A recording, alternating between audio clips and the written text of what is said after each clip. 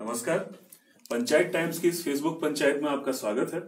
हिमाचल प्रदेश विधानसभा चुनाव 2017 के कवरेज के सिलसिले में दिल्ली से निकली हुई हमारी टीम शिमला, सिरमौर, सोलन, बिलासपुर, हमीरपुर, मंडी, कांगड़ा होते हुए चंबा गई थी और अब चंबा से हम वापस कांगड़ा आ गए हैं।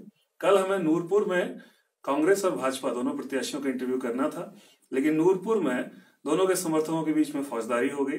उसके बाद में पुलिस को हस्तक्षेप करना पड़ा, जिसके चलते वो कार्यक्रम कैंसिल हुआ। इस समय हम लोग कांगड़ा जिले की धर्मशाला सीट पर, धर्मशाला विधानसभा सीट के क्षेत्र में मौजूद है। धर्मशाला के बारे में यूं तो धर्मशाला काफी जाना पहचाना जगह है, लेकिन अगर उसके बारे में कुछ बुनियादी बातें बताऊं तो हिमाचल प्रदेश की शीतकालीन राजधानी धर्मशाला में है, यानी शीतकाल में विधानसभा का सत्र यहाँ पर हुआ करता है। तिब्बत की, चीन के कब्जे वाली तिब्बत की निर्वासित सरकार यहीं से संचालित होती है। परम पूज्य दलाई लामा का स्थायी निवास यहीं पर है। इसके अलावा हिमाचल प्रदेश की अगर बात करें तो प्रदेश में शहरी जनसंख्या बहुत कम है, नगर पालिकाओं की भी संख्या बहुत कम है। नगर निगम तो सिर्फ एक ही शिमला में ही हुआ करता था। हिमाचल प्रदेश का दूसरा नगर निगम हाल ही में धर्मशाला में बना है। धर्मशाला की राजनीतिक स्थिति की बात करें तो पिछले कुछ वर्षों से यह भाजपा के दबदबे वाली सीट रही। भारतीय जनता पार्टी के किशन कपूर यहाँ से 4 बार विधायक रहे, मंत्री भी रहे। पिछली बार के चुनाव में यहाँ पर एक उलटफेर हुई। चूंकि परिसीमन, विधानसभा और लोकसभा सीटों के परिसीमन के बाद में बैजनाथ की जो सीट है वो रिजर्व हो गई थी अनुसूचित जाति के प्रत्याशियों के लिए। बैजनाथ के कांग्रेस एमएलए यहाँ पर आए। एक मुकाबले में उन्होंने लगभग 5000 मतों से भारतीय जनता पार्टी के प्रत्याशी किशन कपूर जी को पराजित किया। इस बार फिर से पुराने प्रत्याशी मैदान में हैं। कांग्रेस से सुधीर शर्मा, जो कि मौजूदा विधायक और शहरी विकास मंत्री भी हैं, बैजनाथ के एमएलए थे, उनके पिता भी एमएलए थे, यानी राजनीति उन्हें विरासत में मिली। वो इस बार फिर से कांग्रेस के टिकट पर मैदान में है और भारतीय जनता पार्टी ने फिर से भरोसा जताया है पूर्व मंत्री किशन कपूर में। हमारे साथ मौजूद है। सर, हमारे इस कार्यक्रम में आपका बहुत बहुत स्वागत है। नमस्कार जी, अगर मैं आपसे, चूंकि आप मंत्री भी रह चुके हैं, तो विधानसभा की बात बाद में करते हैं, प्रदेश की भी कुछ बातें करते हैं। कांगड़ा किंग मेकर जिला माना जाता है, 15 सीटों का जिला है। पिछले चुनाव में भारतीय जनता पार्टी 15 सीटों में से मात्र 3 सीटें जीत पाई थी। इसकी वजह आप क्या मानते हैं? देखिए, चुनावों में वजह तो कुछ होती है, पर कई बार कोई इशू क्लिक कर जाता है। कांग्रेस ने बेरोजगारों को बेरोजगारी भत्ता देने की बात कही थी। युवाओं की संख्या हिमाचल प्रदेश में ज्यादा है और इसी कारण से वो इशू क्लिक कर गया था। कांग्रेस चुनाव जीती थी, पर कांग्रेस ने नौजवानों के साथ धोखा किया और कोई बेरोजगारी भत्ता दिया नहीं। हम जहां तक बात करें धर्मशाला चुनाव क्षेत्र की ही बात करें तो मैं एक उदाहरण के तौर पर आपको कह रहा हूं। जो विजन डॉक्यूमेंट उस वक्त 2012 में यहाँ के प्रत्याशी और वो चुनाव जीते थे कांग्रेस के सुधीर शर्मा जी, तो उन्होंने उसमें बहुत सारी बातें कही थी। उनको मैं बोलूंगा तो समय ज्यादा लगेगा। जब मैंने उस पर प्रेस कॉन्फ्रेंस की तो उन्होंने स्वयं माना कि इसमें हमने 5% काम किए मैंने। अच्छा, अब 5% 5 सालों में हुए तो 5% भी नहीं थे, पर उनकी बात को मान लिया जाए तो 5% किए हैं। तो 5% 5 सालों में, तो उसी को पूरा करने के लिए 100 वर्ष लगेंगे। कांग्रेस हमेशा लोगों के साथ धोखा करती रही है और अब कांग्रेस बेनकाब हुई है, क्योंकि कांग्रेस ने हिमाचल प्रदेश में ऐसी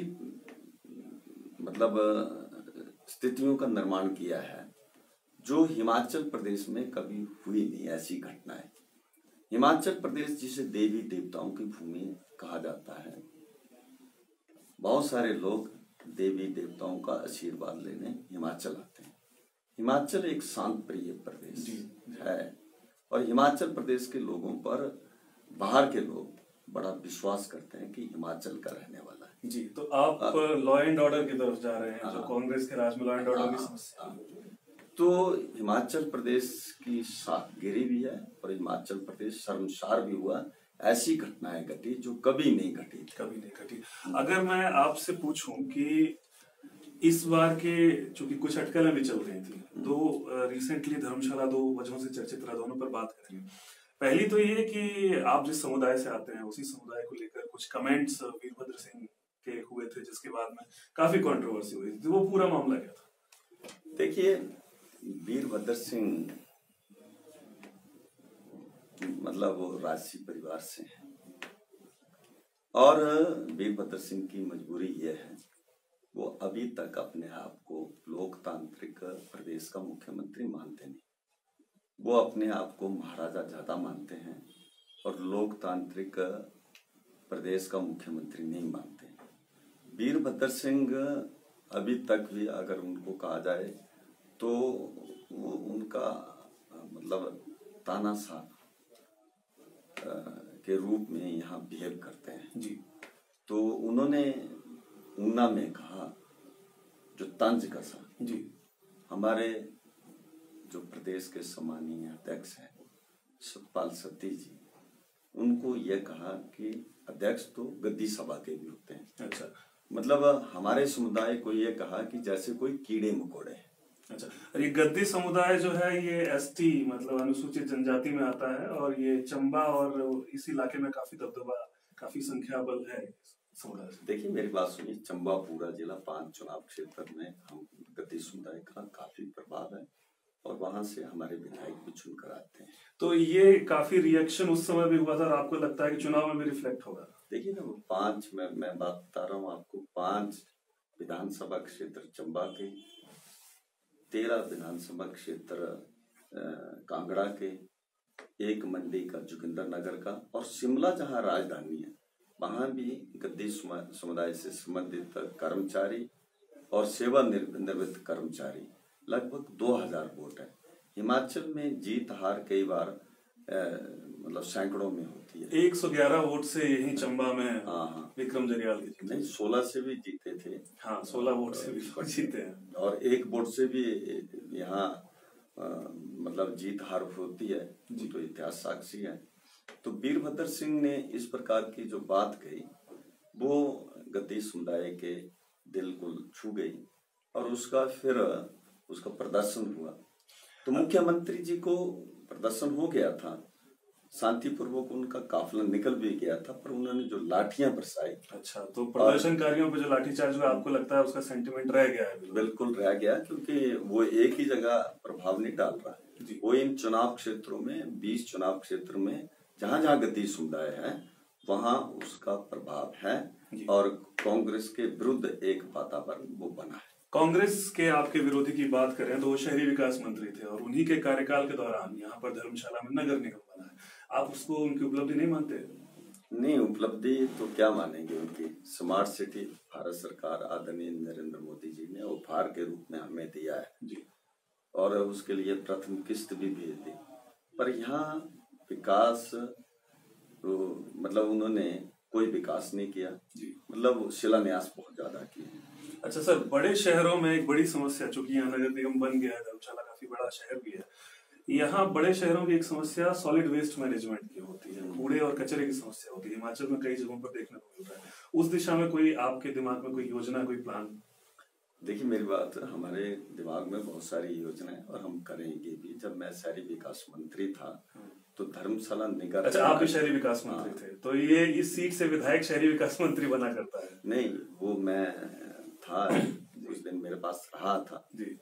तो शहरी विकास मंत्री जब मैं था, मैंने पूरे हिमाचल में एक मुहिम छेड़ी थी कि ग्रीन हिमाचल क्लीन हिमाचल जी, और उसका उद्घाटन हमारे माननीय तत्कालीन मुख्यमंत्री और आने वाले मुख्यमंत्री श्री प्रेम कुमार धूमल जी ने उसका उद्घाटन शिमला के रिज मैदान से किया था जी।